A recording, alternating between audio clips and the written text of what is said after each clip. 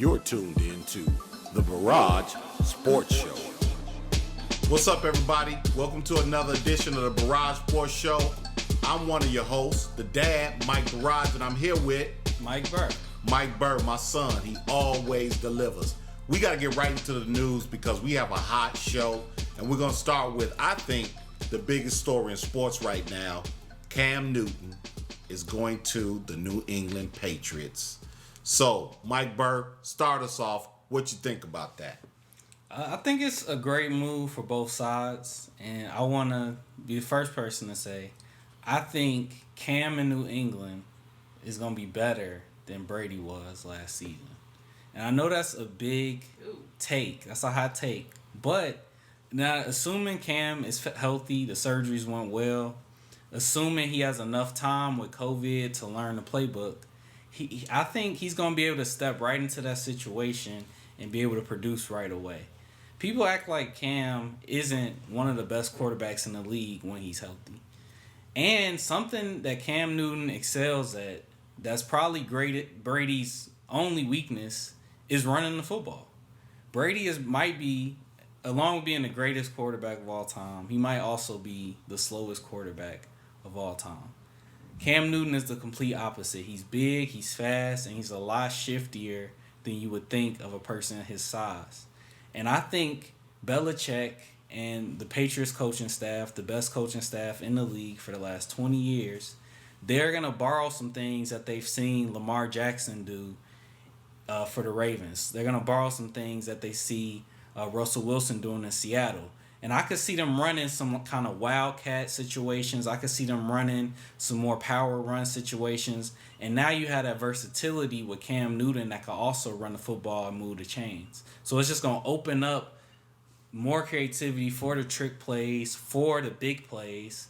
And then you're pairing him with the best defense in the league. They've consistently held teams to the fewest amount of points in the league. And now you have a quarterback along with your great running back group that can catch and run out the backfield. And now you had a quarterback that can run too, so teams aren't going to be able to drop back in coverage like they're used to. They're going to always have to have a spy. They're going to always have to have somebody in the box watching Cam Newton. It's not like that's always going to work either. So I think, assuming Cam is fully healthy, you're going to see some big things from him this season. Also having Bill Belichick there, I think having a disciplinary coach, a guy that he doesn't care what you do as long as you're producing, as long as you're winning. So I think some of the antics, some of the celebrations, some of the crazy outfits is going to die down. And he's only going to be able to do that if he puts W's on the field. And I think he's going to be motivated with a chip on his shoulder to produce and to make big things, make big plays like he's known for. Well, that's a mouthful, and you said a big statement that Cam will outperform Brady from last year. Man, it's tough to step into the shoes of the GOAT because Brady is just, bang, just he's perfect almost. Now, I admit, Cam does have the athleticism. I don't think he's washed up. He's only been in the league for 7 years. He's still a young man. He's only 30. 30 is the new 20 in the NFL. So I think his career will be resurrected. Bill Belichick is going to work some magic with him. But can he handle the pressure of stepping into Brady's shoes? We're not talking about a great quarterback in Tom Brady. We're talking about the best quarterback in the history of the NFL.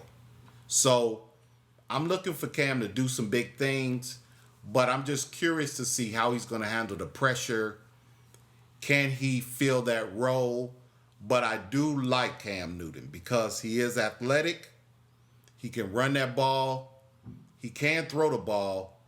And if he plays in a disciplined system and they let Cam be Cam and he's not hurt, he's a very, very good quarterback. A former MVP, 3-time Pro Bowler, Heisman Trophy winner, national champion in college.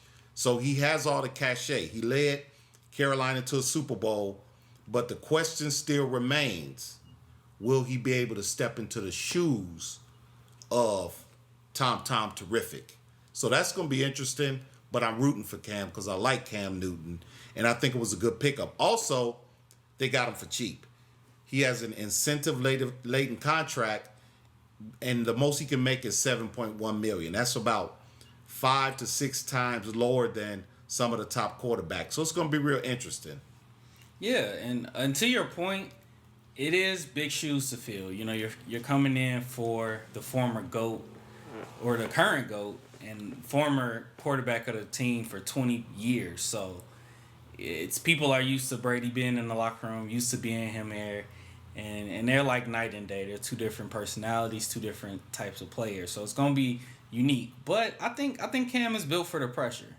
When you look at him, he's been one of the biggest names in football since he came into the league. He's been one of the biggest names in football all the way back to his college days. Coming into the league, he's dealt with the scrutiny, the pressure, all throughout his career and been one of the most talked about players. So I think he's built for the pressure. And I think, like you said, with the incentive-laced deal, he has incentives both financially and I think he has a chip on his shoulder for the way the Carolina Panthers treated him towards the end of things. So I think he wants to go out there and prove so that he can still play. Yeah, I'm rooting for Cam. I'm rooting for him. I don't think he's washed up, and I think he's going to have a great opportunity to resurrect his career. They have a young quarterback in New England who's only been on the team. He was there last year. He only threw 4 passes. Stidwell, if I'm not mistaken. Stidham? Yeah, Jason Stidham. Yeah. So there's not going to be a lot of pressure in terms of competition, but we'll just have to wait and see. Yeah, I think to go back, Michael, to what you were saying, I kind of, that's a stretch, but I kind of think Cam Newton could perform just as good as Brady performed last season. You know, when the Panthers decided to split ties with Cam Newton, he dropped that Instagram video and he was working out in his home gym and he had the eye of the tiger. I could see it in his eyes and he was just saying, they gave up on me. So I think Cam Newton has that athletic chip on his shoulder, like he wants to prove to everybody what he can do and how he got to that Super Bowl a few years ago. So it's going to be an exciting season. I'm looking forward to it. Well, another interesting quarterback to talk about is Colin Kaepernick. Here's the question. Not whether he's going to be a starter or not whether he can play in the NFL. Do you think a team will pick him up, Mike Burr? It's tough to say. It's been, 3-4 years since he was first blackballed from the league for taking a stand. I don't know. I think teams, the NFL definitely wants to do it in a climate like this for good PR. But does Kaepernick even want to play in the league? I think that's a real question. He's making a lot of money off the field. He's doing a lot of different things in his community, so he may not even want to take that type of punishment and go through, all the training camps and practices and, to be away from your family for months at a time. So I'm not even sure if Cap still wants to play. It might be too little too late. Because in his mind, he's like, why was I even in this situation, in the first place?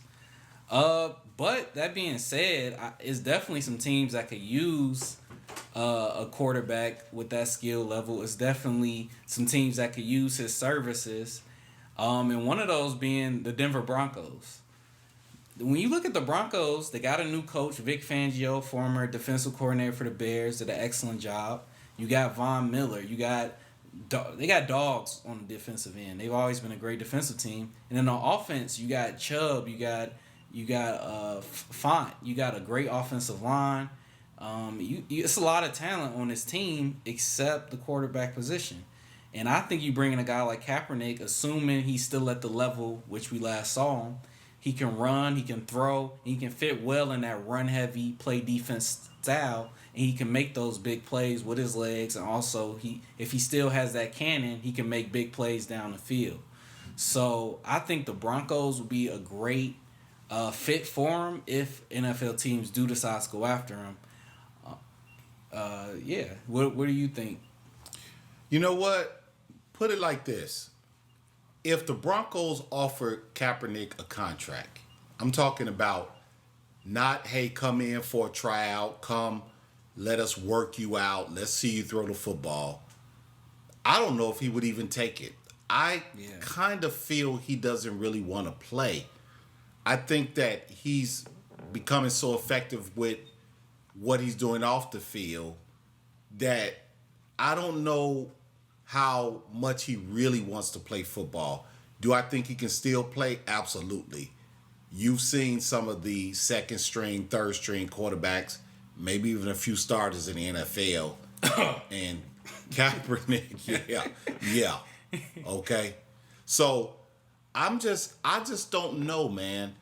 So my thing is, I think someone, if they really want him, offer him a deal. We've seen players that never made it to a Super Bowl, didn't have his talent, and walked into a contractual situation. I think it's kind of overhyping to work them out and make them run the 40 and do all the pomp and circumstance they wanted to do a few years ago, because we've seen some talent a little lower caliber than him that didn't have to go through the rigmarole of all of that. So it's going to be interesting. I think a few teams could use him even as a backup, even though I don't know if he wants to be a backup, but I think Kaepernick should be in the league. But the question still remains, does he really want to play football, especially if he's not guaranteed to be a starter? Yeah, I think that's the big question at this point. You know, it might be a situation of too little, too late. You know, he had to go through all the, you know, lawsuits and all the different things. You've been following the story just like us, and now teams are thinking about signing him. It's like at this point he might be over it, and like you said, he's doing so much off the field. Do you really want to go through that fighting for a job just to maybe be a backup, or maybe have a chance to be a starter? You know, it's a lot of, and then, you know, in the NFL, you take a lot of punishment, even at the quarterback position. It's a physical game, so you might not want to put your body through all that at this point, especially being off for 3 years. That's a serious health concern to just come back in full swing of things as well. So I think he has a lot to consider, and, you know, it's going to be interesting to see what happens. Okay. Well, I want to go back to Cam and New England right quick and just kind of throw a question out there, because you and our producer April think that Cam can do very well. You even said that he might do better than Brady did last year. So, will New England be a playoff team? And if so, how many games do you think they're going to win? Of course. I mean, when you look at their division, even without Tom Brady, they should make the playoffs. Buffalo's good. Buffalo is really good. Buffalo. Miami is gonna be interesting with Tua, but I think he's gonna take a couple years to really get there. But they do have a lot of young talent, and then the Jets, they're going through another situation with Jamal Adams, so I don't expect them to be too much of a threat. But Buffalo is really good, but still the Patriots kind of own that division. Buffalo is their only like real competition, but I still expect them to be able to make the playoffs. You got Belichick, the defense is still there, and when you look at them last year, they won a lot of games off of defense. The offense wasn't always clicking how it normally does, but that defense, we got Stephon Gilmore and all the, you know, McCourty. I think they got both of the twins now again. So they got dogs on the defensive end, and you know they got a bunch of gadget players on offense. And assuming Cam Newton's healthy and can learn the playbook before the season, I don't see why they wouldn't make the playoffs.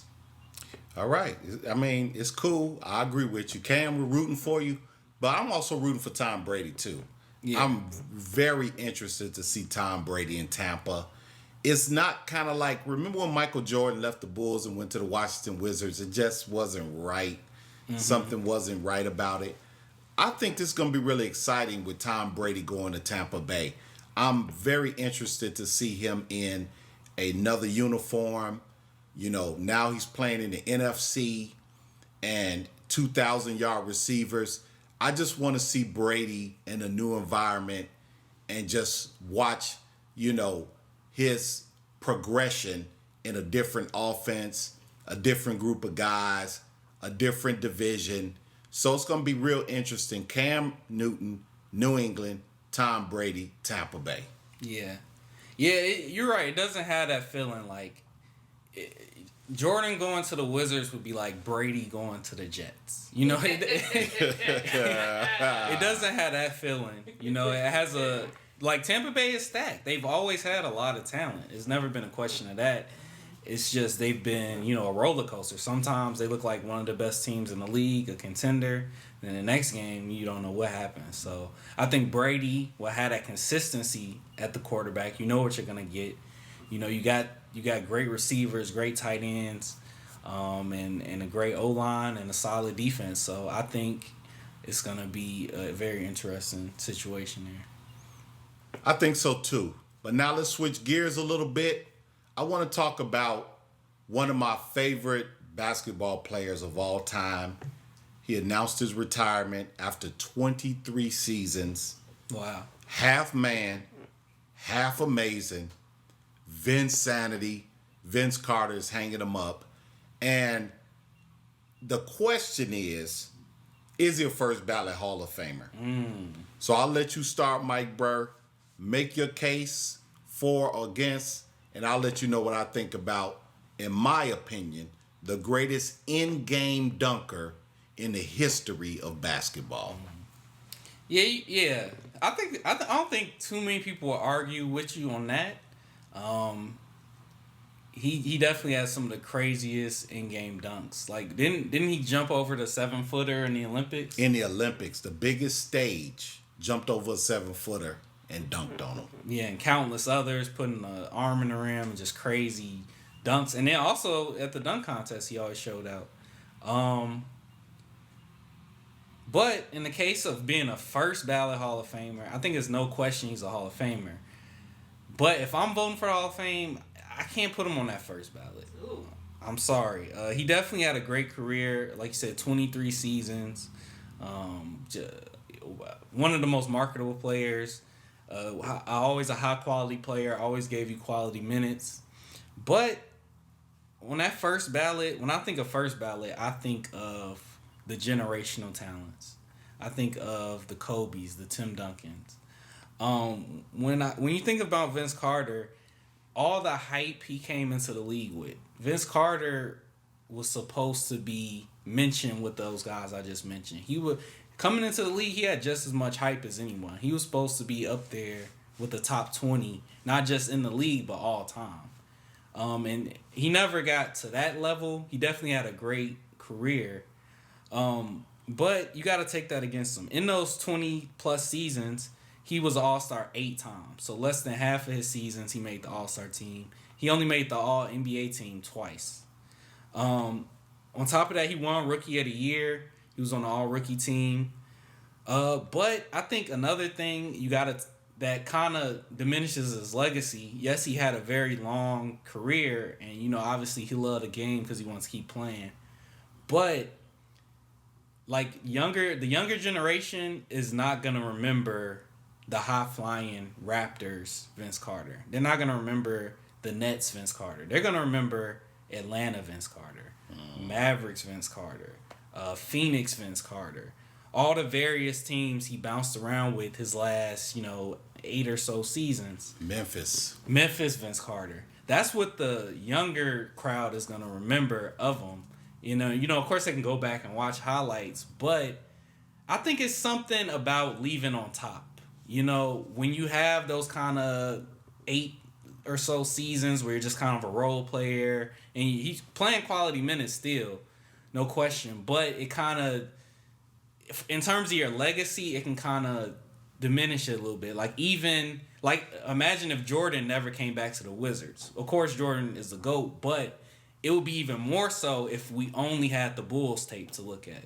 So, and I think even more so with Vince having a great career and then trying to, tack on to it. It's hard for me to put him in that first ballot. But he definitely should get into the Hall, but maybe that second or third time around. I have to disagree. I think Vince Carter is a first ballot Hall of Famer. Again, half man, half amazing. Vinsanity. Let me just kind of read something from Wikipedia. Carter's the only player in NBA history to appear in a game in 4 different decades.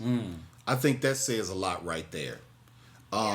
He is one of only 6 players in NBA history to average at least 20 points, 4 rebounds, 3 assists per game in 10 straight seasons.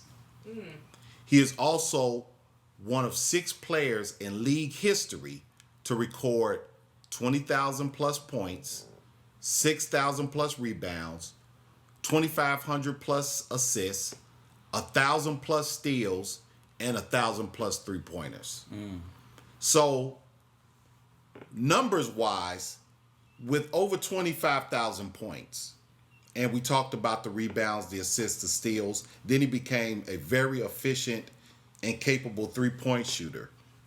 And then what he did for the game in terms of above the rim, the 2000 slam dunk champion, and again, I think the best in-game dunker of all time. His highlight dunks are crazy. Won an Olympic gold medal, and with the greatest, I think, single play in the history of basketball, jumping over a 7-foot guy, full speed, and I'm talking about nearly a vertical jump. It wasn't a, open up his leg and barely made it over the guy. I mean, he went airborne. Kevin Garnett was right there and lost his mind. So I think Vince is a first ballot Hall of Famer. Shout out to Vince. I think sometimes he's a little underrated. People can be a little harsh on him, maybe because he left a playoff game, but he did the right thing. He went to his graduation.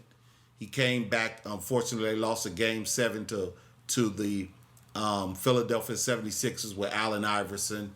So that kind of hurt his legacy. You're right. He didn't leave Toronto on good terms, but I'm rooting for Vince. I agree he's going to be a Hall of Famer, but I think he should be first ballot. Yeah, shout out to Vince Carter. But what about the playoffs? He had a great career, a lot of highlights, a lot of great moments.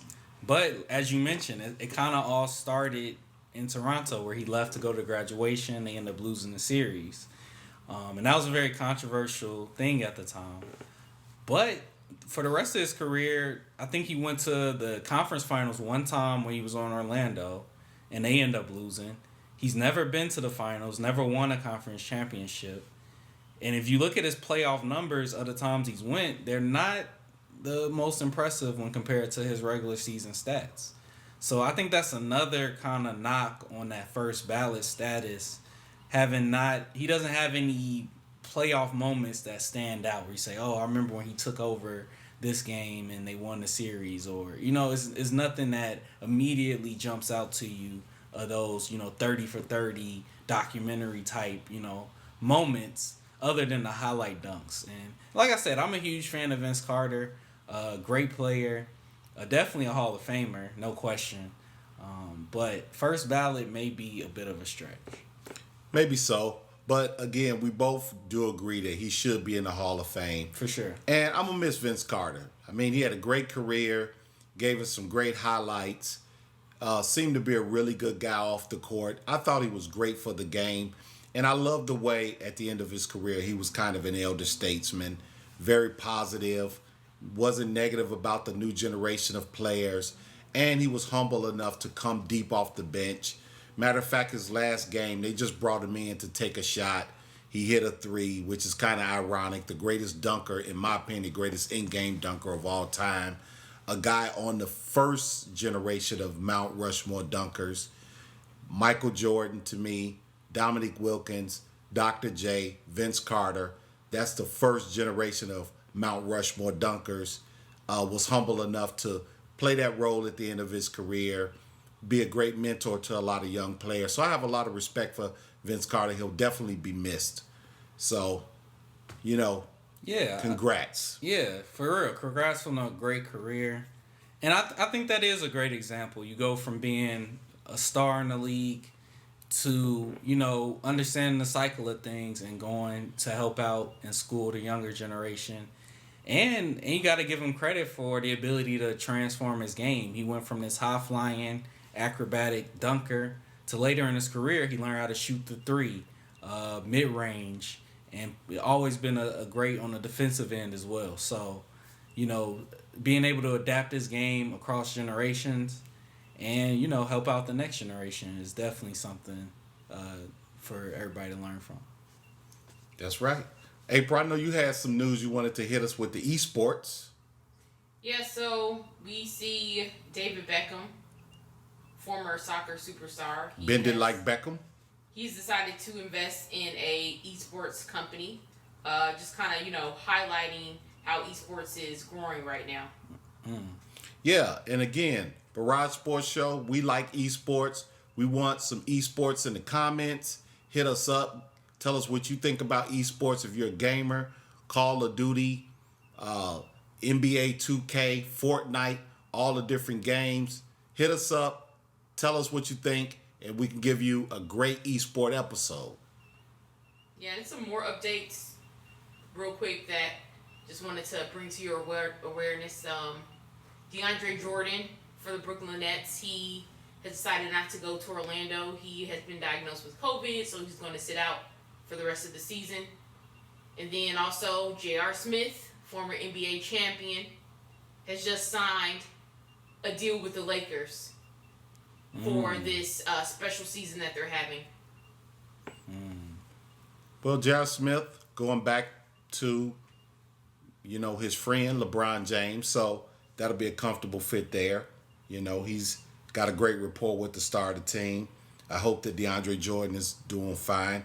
I think another one of his teammates, Spencer Dinwiddie, if I'm not mistaken, tested positive. So this COVID is still very real, and a lot of players are still having a lot of doubts about whether they should play or not. It is such a complex situation, but we just hope that anyone with COVID, whether they're pro athlete or not, that test positive, we hope that they're fine, and we hope that everything turns out okay. Yeah, prayers out to anybody that has been affected by COVID. And in terms of the Lakers signing J.R. Smith, I think it was a good move. I know Avery Bradley is also sitting out, so I think you wanted, some more hustle at the guard position. He's a great shooter. He's one of those guys that's streaky. He can get hot and light you up. I hope, I think our last memory of JR, I hope we don't see that. Know what's on the shot. Know what the shot clock is and take the layup, JR. But hey, he's a champion. He's had a great career, and again, I think him and LeBron have a great rapport. And when your best player on the team is comfortable with a guy, he's not going to hurt the team. So, good luck to J.R. Smith. It's nice to see him back into the league. Yep. Well, that's all we have so far. You got anything else, Mike Burr? That's it. April? Yeah, so just kind of ending it on some esports. This literally just happened a few minutes ago. SportsCenter just announced that NBA 2K21, the first cover, goes to no other than Damian Lillard. Wow. Dame Dollar gets the first cover of NBA 2K. And do you have thumbs? Because I can play. No, I really can't play. No, Mike Burr can play. I'm okay. Well, hey, that's our podcast. We hope you had a good time. And as always, Mike Burr, you got anything else to say? That's it. That's it. It's a wrap. Mike Burr, drop the beat.